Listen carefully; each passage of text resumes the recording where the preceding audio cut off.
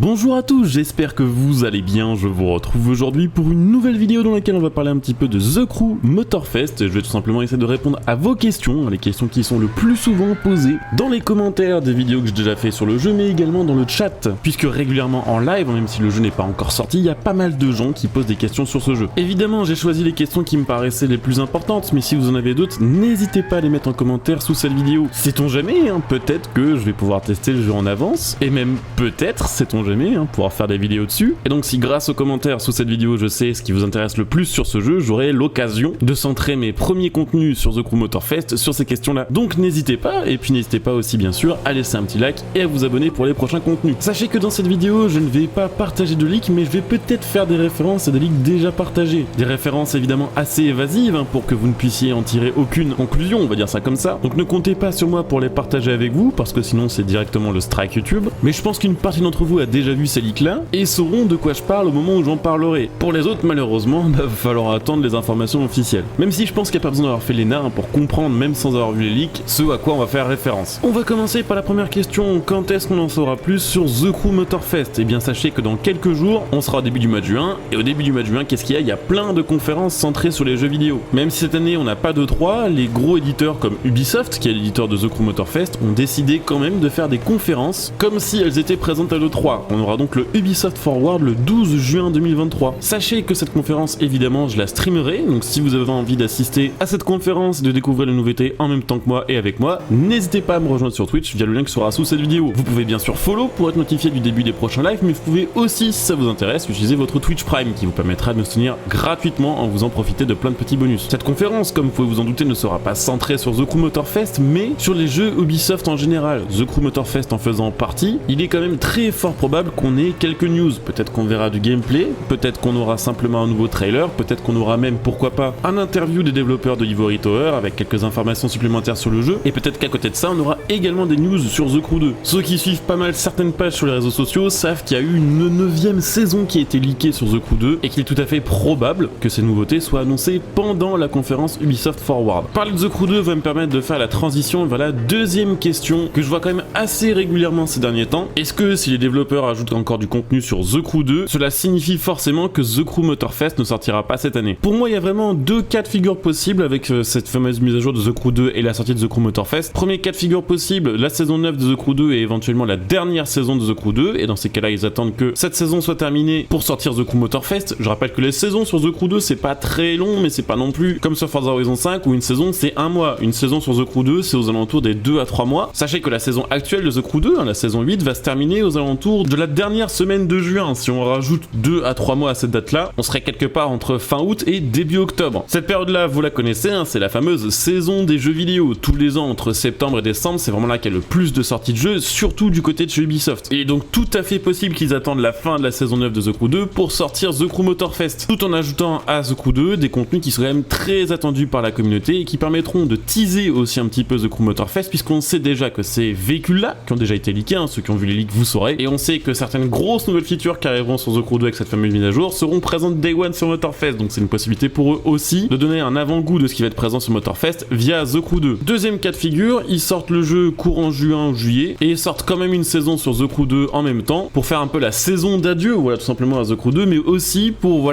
faire le lien avec The Crew Motorfest et teaser un petit peu ce qu'on pourra avoir sur Motorfest, en ajoutant quelques-unes de ces nouveautés sur The Crew 2, de sorte à donner envie aux gens, tout simplement, de passer de The Crew 2 à The Crew Motorfest. Il est pas rare en 2023 que le nouvel épisode d'une franchise n'assassine pas forcément l'épisode précédent. Si on regarde du côté de Forza Horizon, par exemple, Horizon 4 a encore des saisons qui changent tous les mois, alors qu'Horizon 5 est sorti depuis 1 an et demi. Et il est tout à fait possible également que cette saison 9 de The Crew 2 se chevauche avec une éventuelle bêta de The Crew Motorfest. C'est vrai que pour The Crew, ils aiment bien faire des bêtas, alors certains diront ça sert à rien parce qu'il y a déjà eu le projet Insider, sauf que le projet Insider, il n'y a pas tant de joueurs que ça qui ont eu accès, surtout sur console, il me semble que l'Insider c'était assez short. Donc ils peuvent tout à fait faire pendant la saison 9 de The Crew 2 une bêta qui sera accessible à beaucoup plus de joueurs, qui permettrait d'avoir des retours sur les bugs, sur les différentes configurations PC, sur les derniers détails aussi à ajuster avant la sortie de The Crew Motorfest, tout en ayant à côté la fameuse saison 9 de The Crew 2. En tout cas, une mise à jour sur The Crew 2 et une nouvelle saison n'empêche absolument pas une sortie de The Crew Motorfest, même s'il est vrai que ça pourrait sembler un peu bizarre. Maintenant, pour la question, connaît-on la date de sortie de The Crew Motorfest?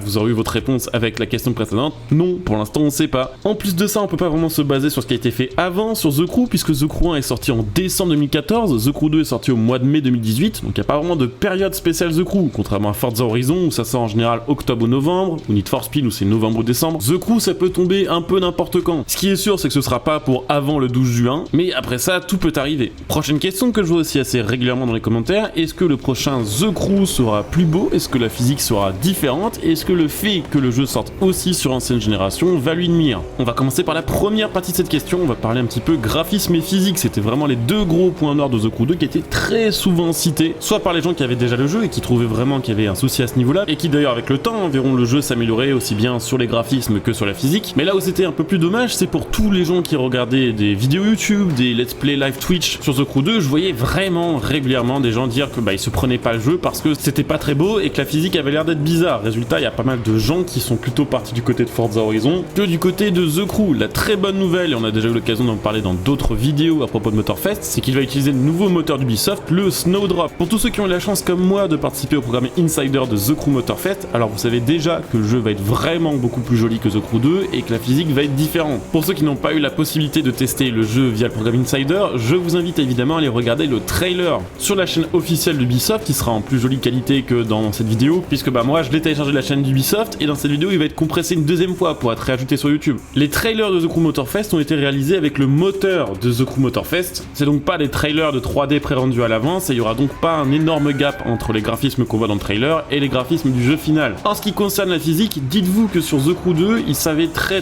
bien qu'il y avait des problèmes avec la physique, la communauté leur a dit de nombreuses fois sur leur Discord, via plein de moyens différents, et petit à petit, avec les mises à jour de The Crew 2, ils ont retravaillé la physique de beaucoup de véhicules, ce qui fait qu'à la fin de The Crew 2, la physique est quand même beaucoup plus agréable qu'à son début, même si elle reste toujours assez bizarre. Sachez que pour The Crew 3, ils repartent de zéro, je vous l'ai dit, avec un nouveau moteur, et ils ont également, si je dis pas de bêtises, complètement repensé la physique de The Crew Motorfest grâce à ce nouveau moteur. Je ne peux pas à l'heure actuelle vous donner plus de détails et plus d'informations sur la conduite de The Crew Motorfest. Sachez simplement qu'il y aura de grosses différences par rapport à The Crew 2 et que beaucoup de reproches qui ont été faits par la communauté ont été entendus par les développeurs du jeu et ça se voit et ça se ressent dans la conduite. Maintenant, en ce qui concerne la sortie du jeu sur ancienne génération de consoles, c'est-à-dire sur PS4 et sur Xbox One, eh bien c'est pas forcément un problème pour le rendu général du jeu. Vous voyez ça un petit peu comme le fait de changer des paramètres graphiques sur un jeu PC. Ceux qui ont des bons PC, ils tourneront le jeu en ultra ou en extrême, et ceux qui ont des PC un peu moins bons, le même jeu ils le feront tourner peut-être qu'en low ou en medium. Eh bien dites-vous que c'est pareil pour la PS4 et la Xbox One, le jeu il est développé sous un nouveau moteur. Sur PC, sur Xbox Series X et sur PlayStation 5 on pourra en profiter à 100%, et sur les versions PS4 et Xbox One ce sera une version bridée pour que la console puisse toujours assumer un bon framerate sans pour autant dégrader la qualité graphique sur les consoles de nouvelle génération et sur PC. Sur les générations de consoles précédentes c'était peut-être plus compliqué de faire ça, maintenant en 2023 avec les moteurs qu'on a et avec justement le fait aussi que les développeurs savent très bien qu'il y a une partie d'entre vous qui n'ont pas pu trouver à l'époque de stock pour la PlayStation 5 par exemple, ou n'ont pas forcément les moyens d'acheter une nouvelle console, ils savent bien qu'il y a une partie évidemment des joueurs de The Crew qui sont pas équipés next-gen. Ils vont pas sacrifier ces jours-là, mais ils vont pas sacrifier non plus ceux qui ont des consoles next-gen ou un bon PC, ce qui n'aurait pas de sens non plus en 2023. On va terminer cette vidéo avec une dernière question. Quelles seront les grosses nouveautés en termes de voitures sur The Crew Motorfest? Malheureusement, pour répondre à cette question, je vais pas vraiment pouvoir rentrer dans les détails, sous peine de se faire striker la vidéo, mais sachez qu'il est extrêmement probable qu'il y ait beaucoup de nouveautés en termes de voitures sur The Crew Motorfest, qu'il est tout à fait très probable aussi qu'une grande partie des leaks que vous avez pu voir sur les réseaux sociaux se révèle être complètement la vérité, et sachez que sur The Crew Motorfest, comme sur The Crew 2, ils vont mettre probablement là aussi un point d'honneur à avoir une car list vraiment attrayante et qui répond vraiment aux demandes des joueurs. Rappelez-vous que sur The Crew 2, quand même, ça a été les premiers à rajouter les nouvelles générations de Audi RS avec la RS5 à l'époque, ils ont rajouté la Cento Dieci, ils ont rajouté la Bugatti les voitures noires, ils ont même eu la Vision Gran Turismo sur The Crew 2, ils ont ajouté la BMW M8 largement avant Forza, la Koenigsegg Jesko aussi, donc ils savent très bien les modèles attendus par la communauté, et ceux qui savent, les autres,